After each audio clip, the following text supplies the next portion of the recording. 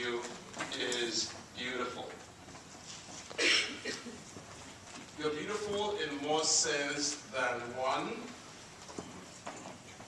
You're beautiful because the Maker, God, in His wisdom, made some of us tall, like me, made some of us very, very short, like my roommate, made some of us dark complexioned, others of us light complexion. In His wisdom. So I say to you, who are you? Who are you to be judging your brother and your sister because he's shorter than you,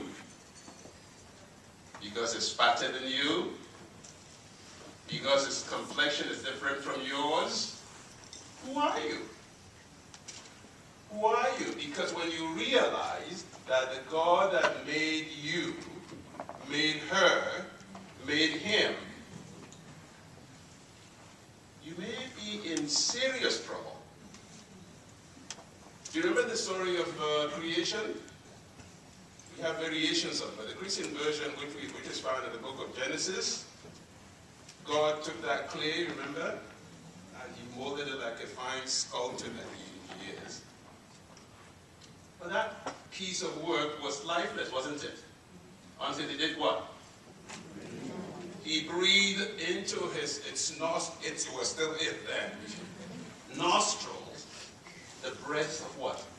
Life. And the Bible tells us that Adam was made in the likeness and also what? In the image of God. And if I remember correctly, that was the first man, so that you and I are descendants of who?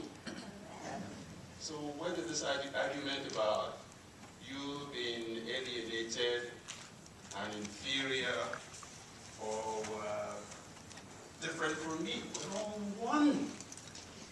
We're all one. And that was indeed my mission in 1963. I was only 2.5 years old, of course. That's the old man sitting right there. In 1963, I came into contact with these missionaries prior to 1963. They came, they were all Southern Baptist missionaries. As a matter of fact, let me backtrack. The first Southern Baptist missionary arrived in 1850. His name was Thomas Bowen.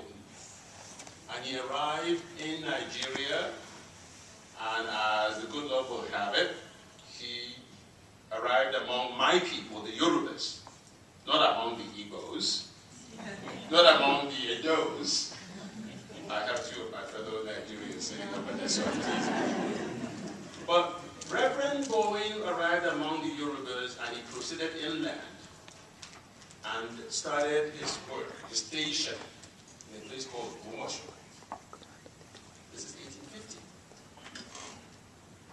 In 1962, as Don had alluded to it, the Reverend Harris Mobley, who happened to have been a Georgian, that is a Georgian native, who happened to have graduated from Mercer University, applied to several Southern Baptist universities on my campus. I didn't even know of. But Harris had been impressed enough by my Christian conviction more than anything else, that he felt that if somebody was to come as a witness to Southern Baptist Christian brothers and sisters about this question of racial construct, racial fiction, then a man such as myself, a young man such as myself, will be the candidate. As Don said, he wrote to several Southern Baptist universities, and the response came predictably one after the other. What do you think the answer was? No. And then Dr. Rufus Harris, who was the then president of Mercer University, was foolhardy enough to say yes. I say foolhardy, but that may not be fair to Dr. Harris. He was brave enough. He was true to his faith enough to say, yes, another child of God from another part of the world to which we have actually been sending missionaries all these years, that it was only good and proper that we should extend to him a hand of fellowship and let him come. That was in 1962.